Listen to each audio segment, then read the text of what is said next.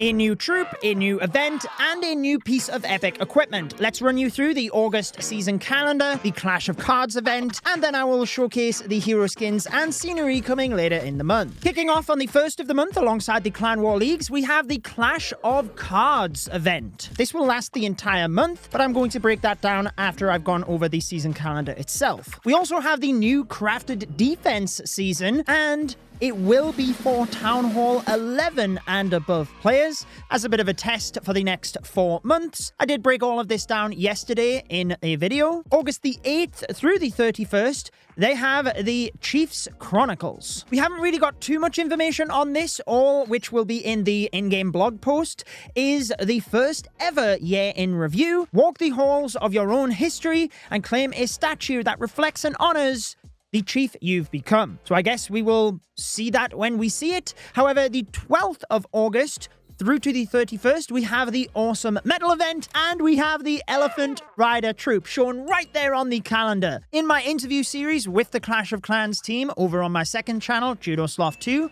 there is one more episode coming up. But they spoke about the Elephant Rider. They said it would be coming very soon, and here it is. Now, the Elephant Rider will be a temporary troop, which means you will only be able to use it in battle mode. And it does look like on the 9th of August, they will have a Mass Elephant Rider and Super Valkyrie troop injection event. So you'll be able to use them before the medal event for that one day, and that is probably going to be pretty cool because the Elephant Riders are a blend of the Root Rider and Valkyrie, so they will break walls, and the Super Valkyries will drop the rage spells, so I'm sure that will be a pretty fun mass troop event. However, back to that awesome medal event. Within the little description that they will be posting in the in-game blog, it doesn't mention an epic equipment, but you will see that we're going to get one in that event. We'll have a Resource Fest event after it, and this is where they boost your mines and pumps by ×4, the capacity and the production rate. Just that little bit of a boost more passively, but also whilst you're farming. We've got the clan games. However, on August the 26th through the 31st, we have the Revenge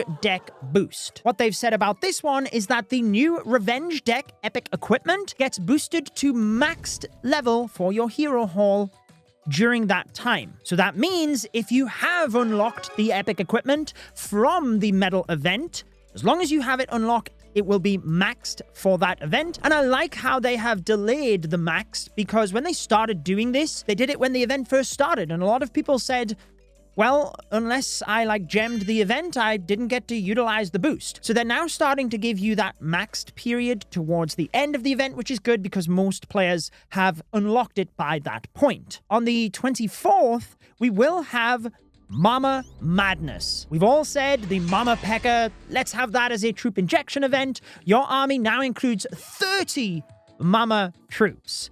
So as long as that is fun to play, which I'm pretty sure it will be, I will be making a main channel video on that troop injection event, because I always like the ones where the troops are just so overpowered. Final thing on the calendar, though, is a second Resource Fest, and with those Resource Fests, they also bring the Goblin Builder as part of it as well. So just that little bit extra loot, essentially, plus you can use the extra builder if you wish. So lots of things happening for August. Oh, one thing that I missed was a mass troop event on the 3rd of the month. This is for totem spells and birthday boom spells, because Clash of Clans' birthday is the 2nd of August. That is when the game launched 14 years ago now. But you will have 100 totem spells and 15 of the limited edition birthday boom spells, which, whilst it doesn't say here, maybe we will get those alongside the Elephant Rider in the awesome medal event. However, let's now go over the card collection event. Then I will showcase the hero skins and the scenery coming in August. So the trader will welcome you to the event and give you your first starter pack.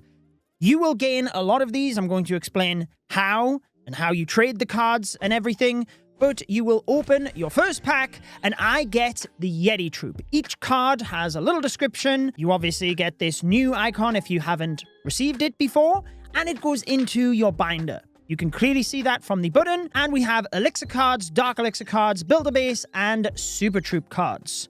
So I will go through how all of this works, but you can notice on the bottom, as you collect the cards, you get rewards. After you've collected 10 of the 60 cards, you get a decoration. That is where your friends can view your collection, and even after the event, that's how you can view your collection. There's then a bunch of ore, builder potions, and a minion prince skin. This is for completing the collection, and if I show you it real quick, it is the Manga Fury Prince. It is a black and white version of the previous Anime Fury Prince skin. So a little bit like what they did with the Shadow Samurai hero skin, except this time you can get it for free. Now, they haven't said if this is exclusive and never returning, but it's a free hero skin and a cool version of a different skin. However, there are also rewards at the top of this menu. If you collect all of the elixir cards, you get a Rune of Elixir, Rune of Dark Elixir for the Dark Elixir cards, Rune of Gold for the Builder Base cards, and a legendary chest, a guaranteed legendary if you complete all of these Super Troop cards. There is an information button, but I'm going to go through all of this for you. So you collect your cards in various ways, which I'll explain how. You can trade them with your clanmates or even the trader if you don't have clanmates, and that's equally a good option for trying to complete your collection. So first and foremost, you want to know, how do you get your cards? You get that one pack from the trader, and then when the event starts on the 1st of August, it lasts the entire month. Like I said, it's for Town Hall 3 and above players. You can get 10 packs of cards from multiplayer battles that day. These are available in battles, revenge attacks, ranked attacks, whatever. And all you need to do is take down the building which has the pack of cards above it. You don't need to win the battle or anything. Then you can claim your reward and see whether you get a unique card or a duplicate. Every day, 2 new packs of cards will be added. You don't have to get them all at once, they will stack, but across this entire event, it means you can get 68 packs of cards from attacks alone. Because of duplicates, maybe you won't complete your collection from that method alone, but there's a lot of other ways to get cards for free, and that's not even before we get to trading. Within the trader shop, you can go to the card packs. This is where you can trade your duplicates, but there are 3 separate days throughout the event where there will be a free pack of cards in here. That is the 4th, the 11th, and the 18th. So make sure to check the trader shop on those days, but also the Supercell store, because from the 3rd of the month through the 30th, we will be able to complete exclusive tasks in order to get free packs of cards from the Supercell store. In the description of this video, there is a link to the Supercell store, but it is store.supercell.com. It is where you can get extra rewards with purchases as well. The price is the same as in-game, but there is a reward track where you get gems or magic items. If you are making purchases on the store, such as your gold pass, every 6 gold passes you purchase, you get a book of everything, then you can use creator code Judo to support me and this channel. It helps me to pay my team and bring you the best Clash of Clans videos that I can, so I really appreciate it. However, aside from the Supercell store, you can also get free card packs from the awesome medal event. No information on how many, but they will be in the free side of the pass, so there is no purchase necessary. You will get some in the regular season pass as well, but again, this is the free side of the pass, so everyone gets them. They've also said they will give packs out on social media, so whenever I see any of those, I'll be sure to share them on my Twitter and Instagram pages. So that is how you get the cards, but how do you trade the cards to complete your collection? There is 2 ways. There is the trader shop, and you cannot trade away your only card. That one stays in the binder. So if we take a look, you can clearly see your duplicates. The Barbarian and the Goblin, all of the others there. I cannot trade the Archer because I only have 1 of them. So further down, I have 3 Baby Dragon cards. I can trade them in the trader shop, or let's go over the clan trading first, because you can request to trade with your clanmates. Being an elixir card, I can trade for another elixir card, and it clearly displays the ones that I need. So let's request the Electro Dragon. Then in the clan chat, you will clearly see my trade offer. Just like requesting clan castle troops, there is a cooldown. You can gem through this. It's just to try and help limit spamming in the chat, but it's very clean to see what you are requesting for and what you're offering. And then another clanmate can essentially just trade and get the card they want. It appears on the dev build as well that if you want to trade a card, but you don't have the card that your clanmate is requesting, you can actually just pay 50 gems in order to transfer that card and complete the trade.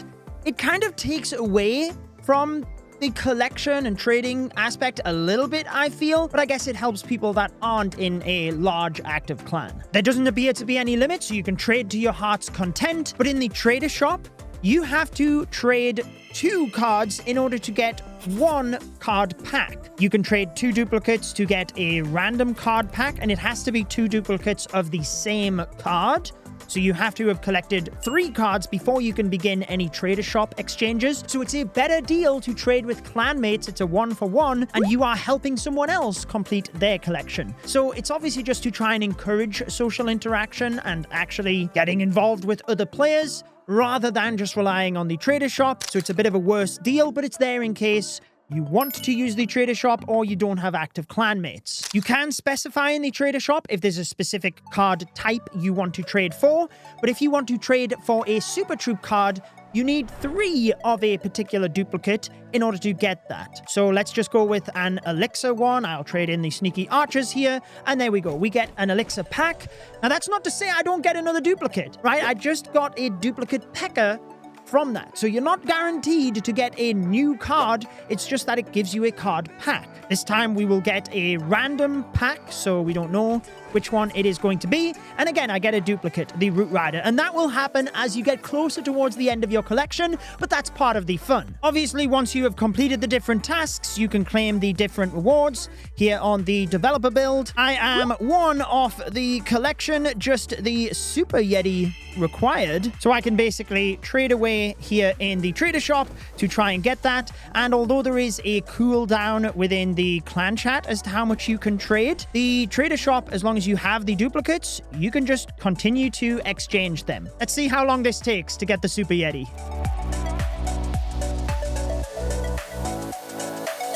Oh my goodness, how many Super Giant cards have we got? How many Super Bowler as well? This is wild. Give me the Super Yeti. Gosh, this is only on the dev build. I can't imagine when I'm on my main account. Yes! There it is, when I actually have to complete my collection. So that is the entire collection. You get your skin and your legendary chest from that as well.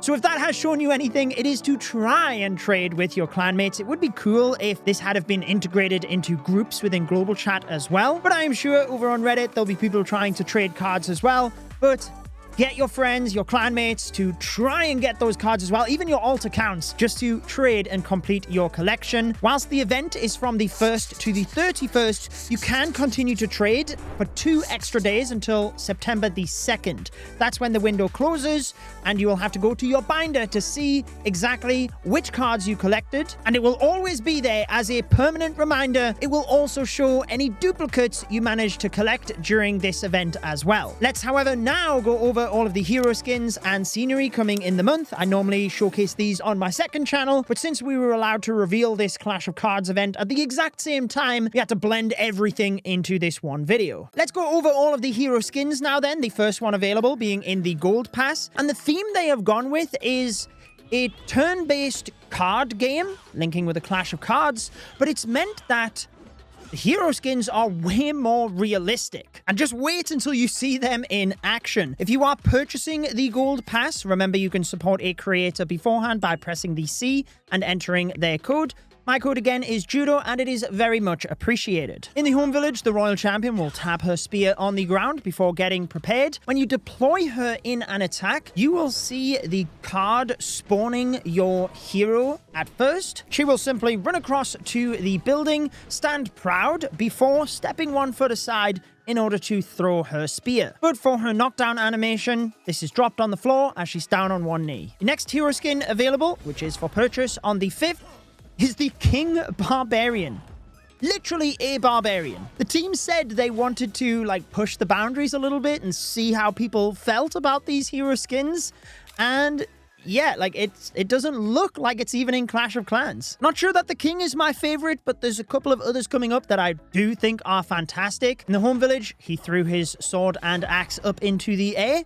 And then, in attack, he will swipe with his sword or his axe, sometimes even both at the same time. And whilst the King looks relatively small on the map, I feel like he could be, larger.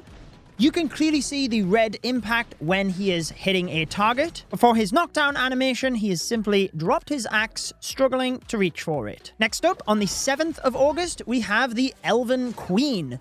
Again, really leaning into that turn-based card game theme that we have, and nothing like what you have seen for a hero skin before. In the home village, she will do a quick scout with her bow before doing a backflip in order to fire her arrow. When you're attacking though, just like the other hero skins, you get this nice little effect to show where you've deployed the queen of a card, spawning her. She does fire this nice glowing green arrow, so it's very clear to see where the queen is, stepping back to counterbalance herself before firing. For her knockdown animation, she has dropped her bow though, with the arrow through her shoulder. Next up, on the 9th of August, we have the Draken Duke.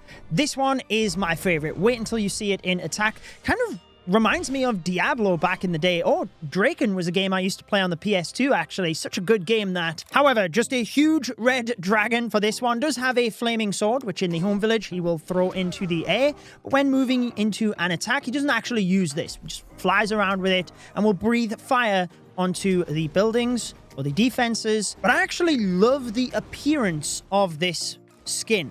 Just that huge red dragon. You can clearly see it flying around the map. You're not going to lose where your Dragon Duke is. And I like that you can actually see through the wings at certain parts as well. Equally, the knockdown animation I think looks cool with that impact area and the flame, with him just knocked to the ground. On the 11th of August, we then have the Lich Prince, which is your undead magical creature. I equally think this one looks really good. In the home village, he will just fly around and then present with his staff the spell casting symbol. When you use him in battle, you have the deployment animation, but then as he attacks the buildings, I really like that we've been getting these like contact animations as well, where for the minion prince, you can just see a skull formed of smoke as he's attacking the building. I think that's a really good touch. For his knockdown animation, I'm pretty sure this is very similar to one of the Warden ones we had previously. His head has literally disconnected from his body. On the 13th of August, we then have the Grand Mage, and I have to say the Duke, the Prince, and the Grand Warden are my three favorites. The other ones, I don't think I will be using those hero skins, but I do think the Grand Mage looks so cool with just the hood over the top of the Grand Warden. Just that very mysterious vibe that you have. In the home village, he showcases his spell casting abilities, whereas in battle, slightly different if you have him on ground or air,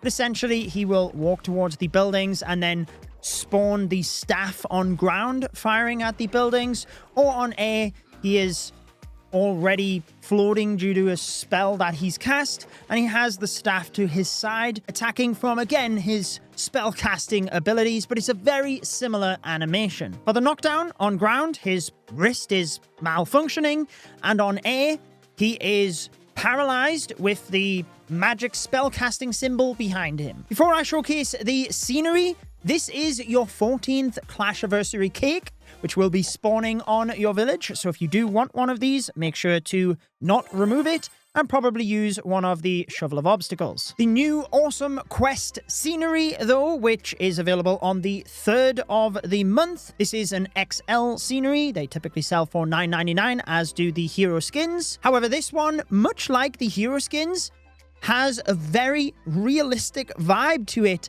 Honestly, I'm not sure how I feel. Part of me likes it, and part of me is like, ooh, it doesn't feel like Clash of Clans at all. Looking around, your base is built on top of a mountain, and you just have such nice aesthetics around the base. Like actual people walking underneath your village. Around the arena, you have all of these different statues. Clearly, a lot of people watching as you upgrade your base. Every once in a while, there'll be fireworks or puffs of smoke go up into the air. The tiles themselves have this more sandy, dusty type vibe. And the center tile is just like a compass where you can visualize the center of the base. At least that's a little bit different. Sometimes the center tile looks so like low res compared to the rest of the scenery. So I actually quite like this.